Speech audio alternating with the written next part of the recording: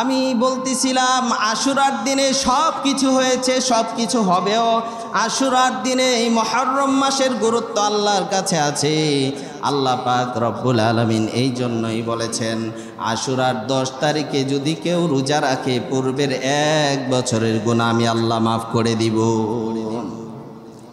সাহাবায়ে কিরাম প্রশ্ন করলেন, ইয়া রাসূলুল্লাহ, ইয়া হাবিবাল্লাহ, আল্লাহর নবী গো, আব্দুল্লাহ ইবনে আব্বাস থেকে বর্ণিত আশুরা রমজানের রোজা ছাড়া আমি আর কোন রোজা রাখবো কিনা? আল্লাহর নবী বললেন, রমজানের রোজার পরে আশুরার রোজার দাম আল্লাহর কাছে বেশি। কারণ রমজানের রোজা ফরজ হওয়ার আগে একটা রোজা ফরজ ছিল এই উম্মতের জন্য, সেই রোজাটা হচ্ছে আশুরার রোজা। সুবহানাল্লাহ। আল্লাহর নবী জানায় দিলেন, উম্মতেরা আমার, 2টা জিনিস তোমাদের জন্য নিয়ামত। একটা হচ্ছে 5 ওয়াক্ত নামাজের পরে সবচেয়ে দামি নামাজ হচ্ছে তাহাজ্জুদের নামাজ। আল্লাহ জানায় দিলেন, ও দুনিয়ার উম্মতেরা শুনিয়া নাও, আকিমিস সালাতা লিদুলুকিশ শামসি ইলা গাসাকিল লাইল ওয়া কুরআনাল ফাজর ইন্না কুরআনাল ফাজরি কানা মাশহুদা ওয়া মিনাল লাইলি ফাতাহাজ্জাত বিহি নাফিলাতাল লাক। সুবহানাল্লাহ। আল্লাহ বললেন ফজরের নামাজ অনেক দামি, আল্লাহ বললেন আসরের নামাজ অনেক দামি। আল্লাহর নবী বললেন, মান সাল্লাল বারদাইন দাখালাল জান্নাহ, যে 2 ঠান্ডার নামাজ আদায় করবে সোজা জান্নাতে ঢুকে যাবে। এক হচ্ছে ফজরের নামাজ আর এক হচ্ছে আসরের নামাজ। এই 2 নামাজ যে পড়তে পারে আর 3 ওয়াক্ত অবশ্যই পড়তে পারবে, ঠিক কিনা? কারণ এই 2 ওয়াক্ত অনেক কষ্টকর। আল্লাহর নবী বললেন, এই ফজরের নামাজের কথা বললেন, এশার নামাজের কথা আল্লাহ বললেন, তারপরে বললেন তাহাজ্জুদের নামাজ। তাহাজ্জুদের নামাজ যদি কেউ আদায় করে 5 ওয়াক্ত নামাজের পরে সবচেয়ে দামি নামাজ হচ্ছে তাহাজ্জুদের নামাজ। সবচেয়ে দামি রোজা রমজানের রোজা, তারপরে সবচেয়ে দামি রোজা হচ্ছে মুহররমের 10 তারিখের রোজা। আল্লাহর নবী যখন মদিনায় আসলেন তখন সাহাবায়ে কিরামকে বললেন, ও সাহাবায়ে কিরাম, তোমরা কিসের রোজা রাখো? ওই সাহাবায়ে কিরাম বললেন, ইহুদিরা বললেন যে আমাদের এই দিনে নাজাত পেয়েছিল, এই দিনে যদি আমরা রোজা রাখি তাহলে আমাদের শুকরগুজার হবে। এবার বিশ্বনবী বললেন, ও সাহাবায়ে কিরাম, আমরা তো মুসা আলাইহিস সালামের বেশি হকদার, রোজা যদি রাখতে হয় আমরাই রোজা রাখব। ইহুদিরা তো আর মুসলমান না, ইহুদিরা তো আর ইহুদি ধর্ম তো এখন অমিট হয়ে গেছে। বিশ্বনবী বললেন, সামনের বছর যদি আমি হায়াত পাই তাহলে আশুরার রোজার সাথে আরেকটা রোজা আমি রাখব। কারণ নবী বলেছেন, খালিফুল মুশরিকিন, মুশরিকদের বিরোধিতা করো। মুশরিকরা যেটা করবে, ইহুদিরা যেটা করবে, খালিফুল ইয়াহুদা, ইহুদিদের বিরোধিতা করো। ইহুদিরা যেটা করবে সেটার বিপরীত তোমরা করো। ইহুদিরা যেহেতু একটা রাখতো, এই জন্য নবী বলেছেন সামনের বছর হায়াত পাইলে আমরা 2টা রাখবো।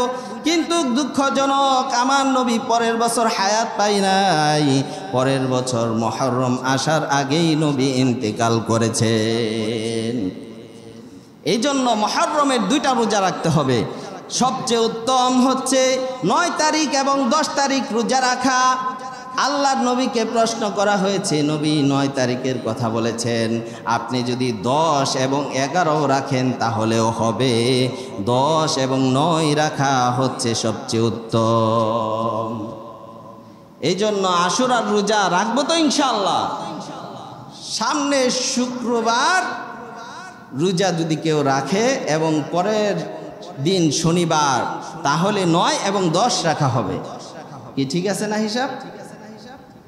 সামনের শনিবারে হচ্ছে আশুরার 10 তারিখ, এর আগে এবং পরে একটা মিলায় রাখলেই হবে। আল্লাহ যেন তৌফিক দান করেন, আমিন। পূর্বের 1 বছরের গুনাহ আল্লাহ মাফ করে দিবেন।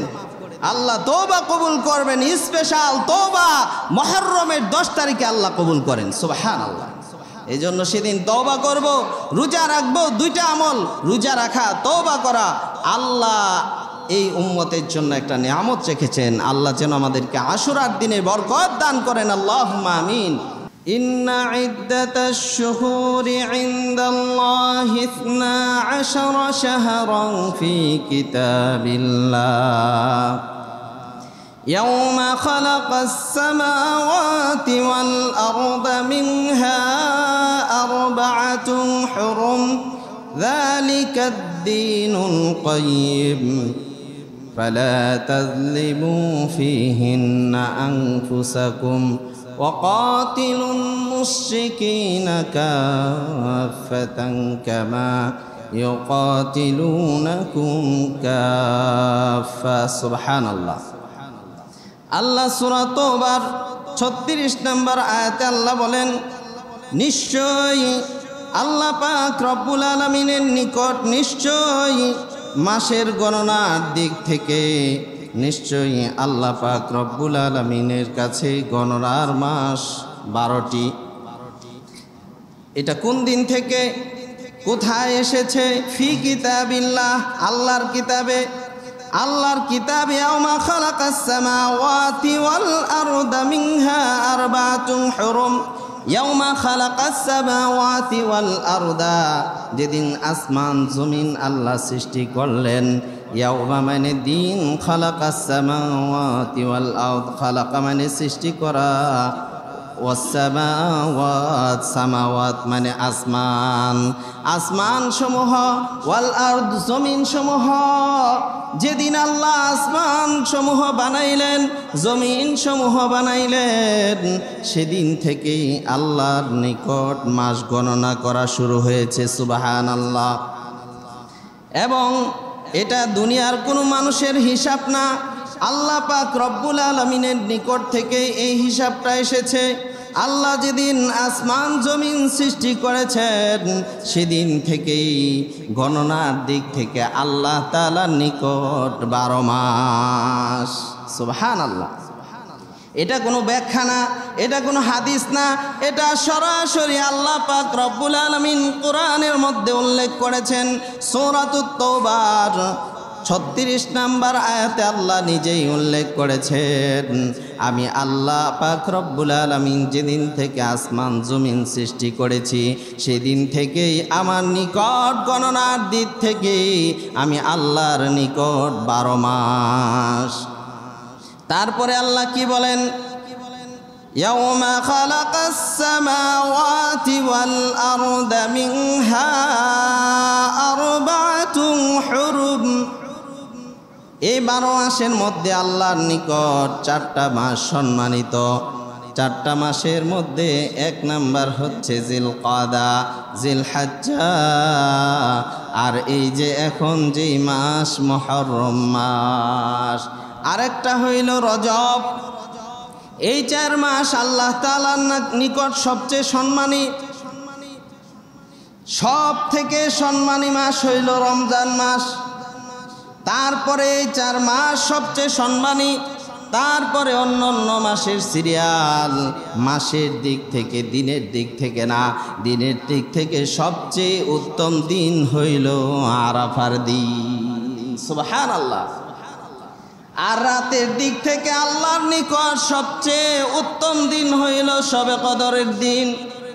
দিনের দিক থেকে আল্লাহর নিকট সবচেয়ে উত্তম দিন হইল আরাফার দিন।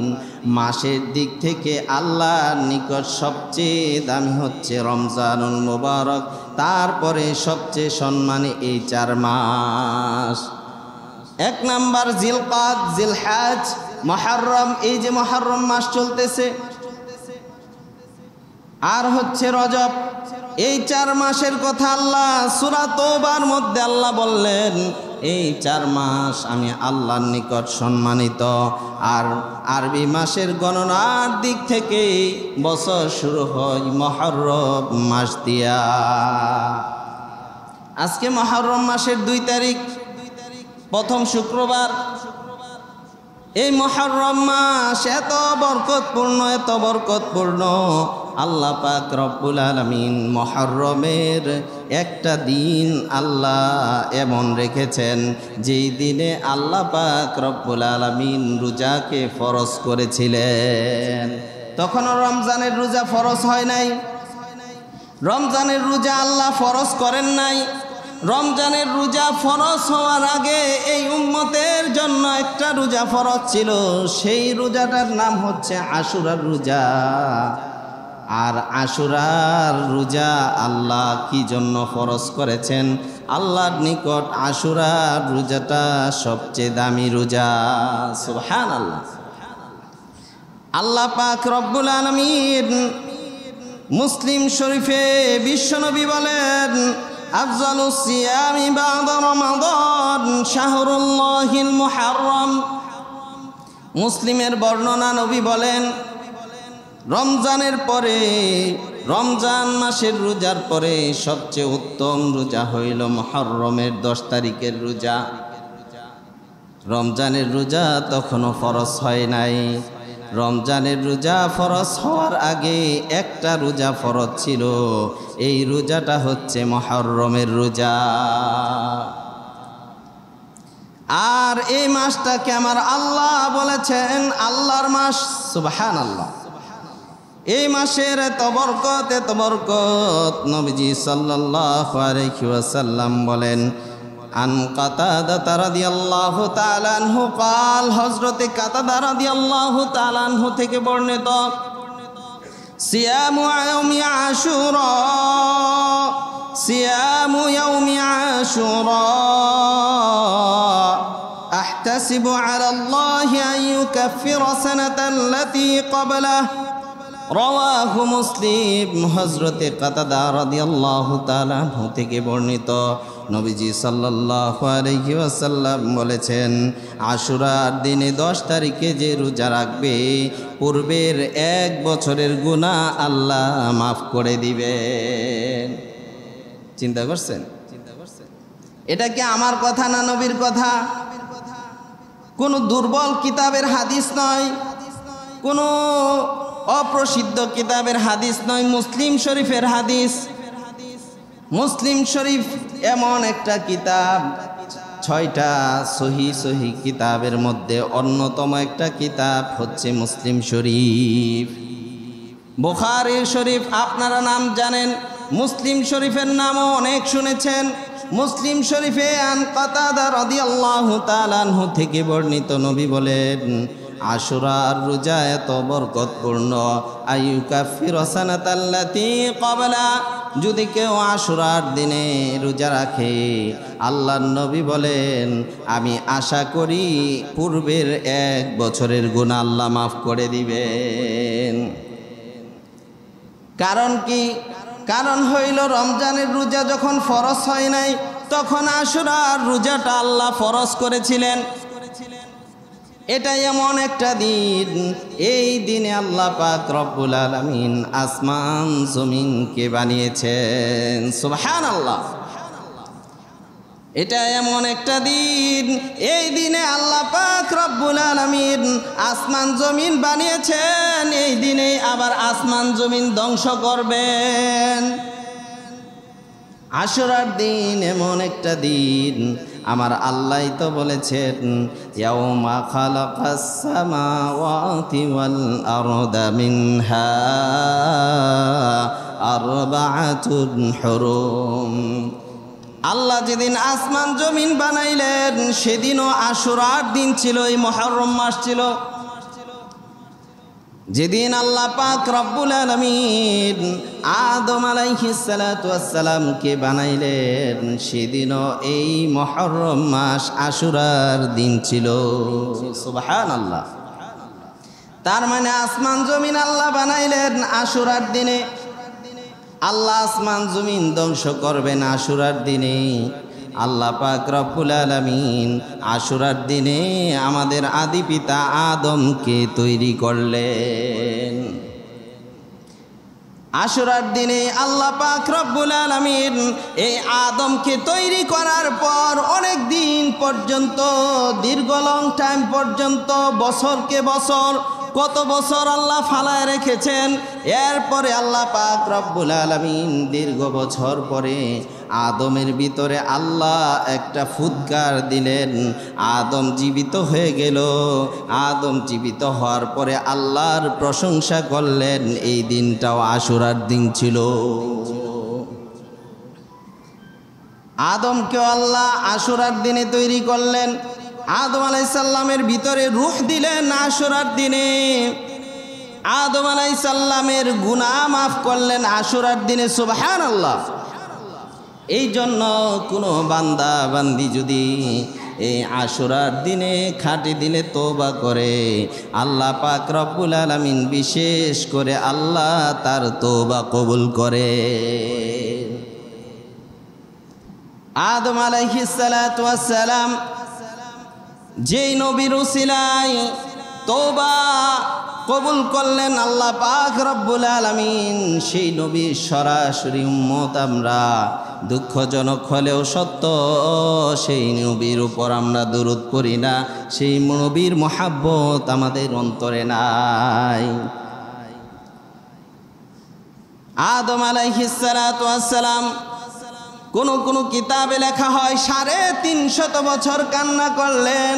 কান্না করতে করতে চোখ বন্ধ হয়ে গিয়েছে, চোখে গা হয়ে গিয়েছে।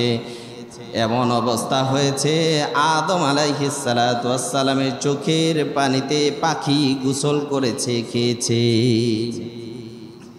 আমাদের চোখের পানি আর আদমের চোখের পানি কি একরকম? দেখবেন যে মানুষটার শরীর দুর্বল, রক্ত নাই, এই মানুষ কান্না করলেও চোখ দিয়া পানি বের হয় না। পানি শূন্যতা থাকার কারণে, দুর্বল হওয়ার কারণে চোখ দিয়া পানি বের হয় না।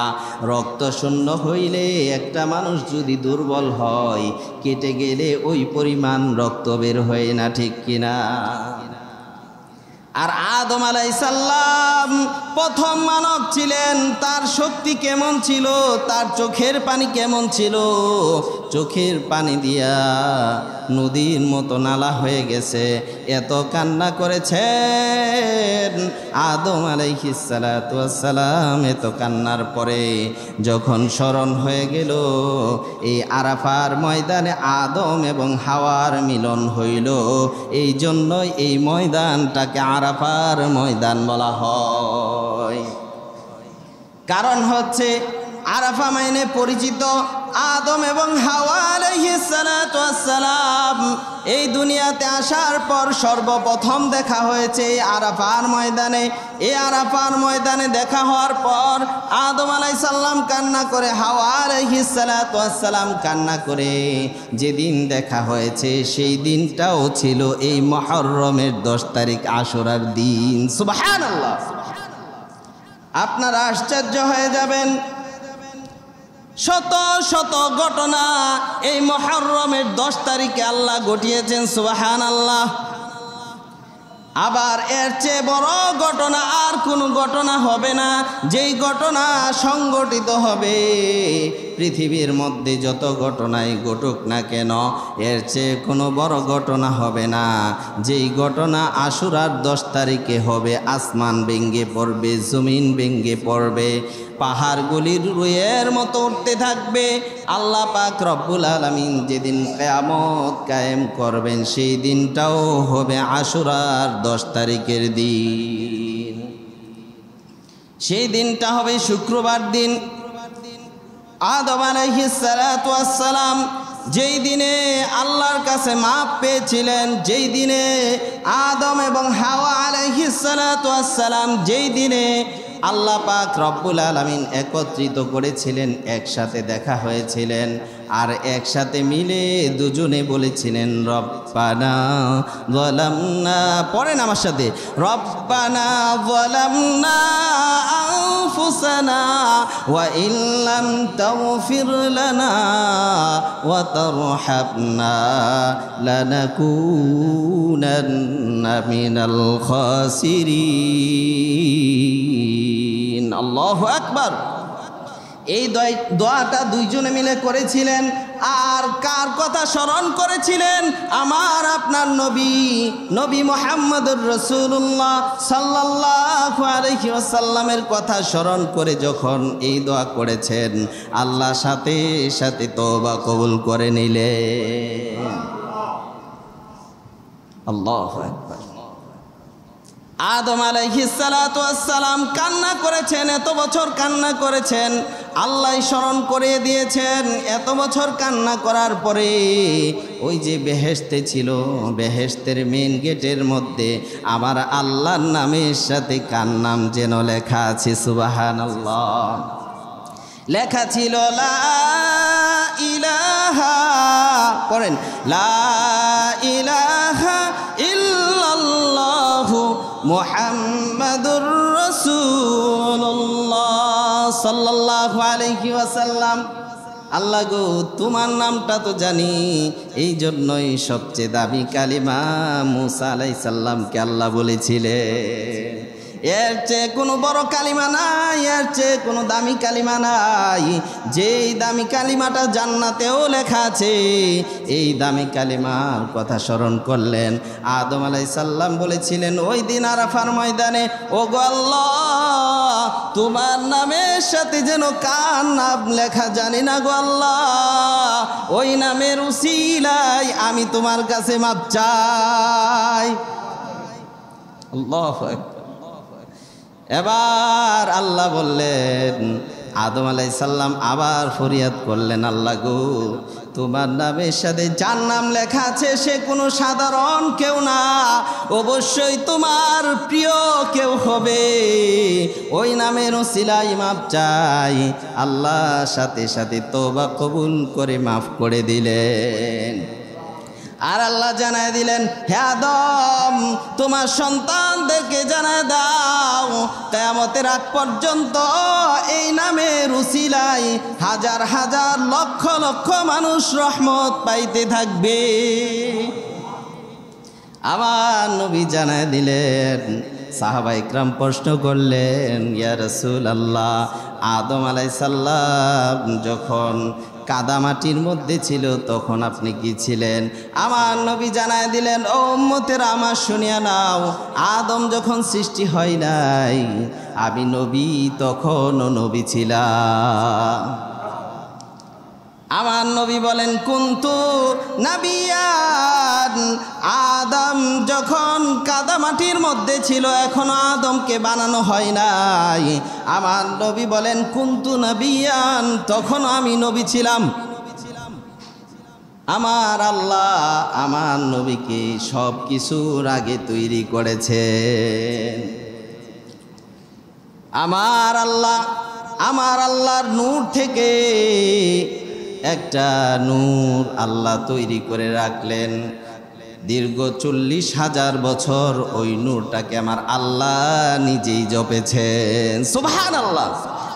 এই জন্যই তো আল্লাহ কোরআনে জানায় দিয়েছেন, ও দুনিয়ার মানুষ শুনো, ইন্নাল্লাহা ওয়া মালাইকাতাহু ইউসাল্লুনা আলান নবী ইয়া আইয়ুহাল্লাযীনা আমানু সাল্লু আলাইহি ওয়া সাল্লিমু তাসলিমা। সুবহানাল্লাহ। প্রশ্ন আসতে পারে, প্রশ্ন করেছে, আল্লাহ আপনি যে আপনার নবীকে এত শ্রেষ্ঠত্ব দান করেছেন, আপনি যে আপনার নবীকে এত সম্মান দান করেছেন, যদি কোনো মানুষ আপনার নবীর নাম না নেয় তাহলে কে নবীর নাম নেবে? আল্লাহ জানায় দিয়েছেন, আমার নবীর নাম সমস্ত ফেরেশতারা নিবে, আকাশ নিবে, বাতাস নিবে, সব কিছু আমার নবীর নাম নিবে। আল্লাহ জানায় দিয়েছেন, ইন্নাল্লাহা ওয়া মালাইকাতাহু, আল্লাহর ফেরেশতারা নিবে, মালাইকা মানে ফেরেশতা, ইউসাল্লুনা আলান নবী, আমার আল্লাহ আমার নবীর উপর দুরূদ পাঠ করেন। ফেরেশতাও নিল না, ফেরেশতাও শেষ হয়ে গেল। কারণ একটা পর্যায়ে এমন হবে, আজরাইলকে বলবেন, আজরাইল এই জমিনে কে আছে? আজরাইল বলবে, আল্লাহ গো, একটা মানুষের বাচ্চাও নাই, একটা পোকামাকড় নাই, গাছপালাও নাই, কিছুই নাই। 4 জন ফেরেশতা ছাড়া এই পৃথিবীর জমিনে আর কেউ নাই। এবার আল্লাহ বলবেন, যাও 4 জন ফেরেশতাকে জান কবজ করে নিয়ে এসো। এবার জিবরাইল, মিকাইল, ইসরাফিল সবার জান কবজ করবে। এবার আল্লাহ জিজ্ঞাসা করবেন, ও আজরাইল এখন কে আছে? আজরাইল বলবে, আল্লাহ এখন আর কেউ নাই, আজরাইলও নাই, মিকাইলও নাই, ইসরাফিলও নাই, আমি আজরাইল আর আপনি আল্লাহ ছাড়া কেউ নাই। এবার আল্লাহ বলবেন, জিবরাইল, আজরাইল রে, তুমিও মৃত্যুবরণ করো, তোমার জানটা তুমি কবজ করো আল্লাহ। এবার আজরাইল কান্না করতে থাকবে, আল্লাহ আমার জান আমি কিভাবে কবজ করব? এবার আজরাইলের জানটা আজরাইল কবজ করতে যাবে। কবজ করতে যায় আজরাইলের জান আজরাইল নিতে যায় দেখবে এত কষ্ট। আল্লাহকে বলবে, আল্লাহ আমি যদি জানতাম মানুষের জান কবজ করা এত কষ্ট, একটা প্রাণীর জান কবজ করা এত কষ্ট, আমি কখনোই জান কবজ করতাম না। এবার আল্লাহ নিজেই বলবেন, মুতিয়া আজরাইল, মৃত্যুবরণ করো হে আজরাইল। আমার আল্লাহ এই কথা বলার সাথে সাথে আজরাইলের মওত হয়ে যাবে।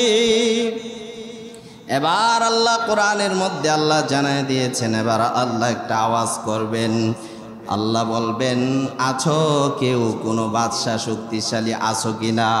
কোনো রাজা বাদশাহ আছো কিনা? আইনাল জব্বার, আইনাল মুতাকাল্লিমিন, কোনো শক্তিধর আছো? কোনো কথা বলনেওয়ালা আছো নাকি? এবার কেউ কোনো জবাব দিবে না। আল্লাহ বলবেন, আইনাল আশজার, পাহাড়গুলি কোথায় শক্তিশালী? এই পৃথিবীর শক্তিশালী সব কিছুকে আল্লাহ ডাকবেন, কেউ কোনো কথা বলবে না। কোনো রাজা বাদশাহ কথা বলবে না, কোনো শক্তিধর কোনো বাদশাহ কথা বলবে না। এবার আল্লাহ নিজেই বলবেন, থমথম আওয়াজ করবে, আল্লাহ নিজেই বলবেন, লিল্লাহিল ওয়াহিদিল কাহ্হার, আজকের রাজত্ব একমাত্র আমার, আজকের রাজত্ব একমাত্র আমার, আজকে আর কোনো রাজত্ব নাই। আমার পরে আমার বন্ধুকে আমি একটু পরে রাজত্ব দিয়ে দিব। সেই নবীর মহাব্বত দরকার আছে না নাই?